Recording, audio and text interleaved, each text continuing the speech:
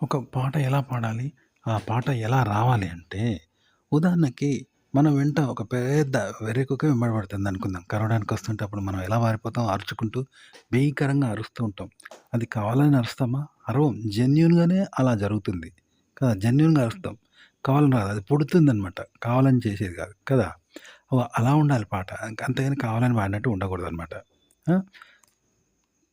అలాగే పెద్ద ఏడంతస్తుల బంగ్లా ఉంది. ఒంటరిగా ఉన్నాం. ఓ కొండలో, గుట్టలలో, చీకట్లో ఏడంతస్తుల బంగ్లాలో ఆ! మనం ఒంటరిగా ఉన్నాం అనుకుందాం. ఆ!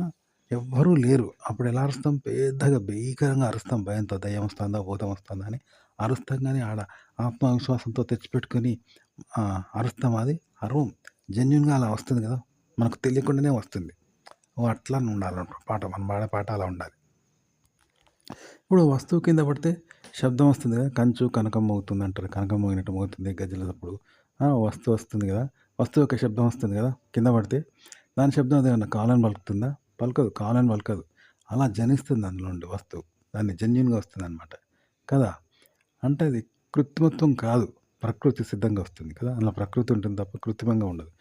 మనం పాడే పాటలో కూడా కృత్రిమత్వం ఉండొద్దు. అంతా ప్రకృతి సిద్ధంగా ఉండాలనమాట. ఓకే. అదే అనమాట. పాట అలా పాడాలి.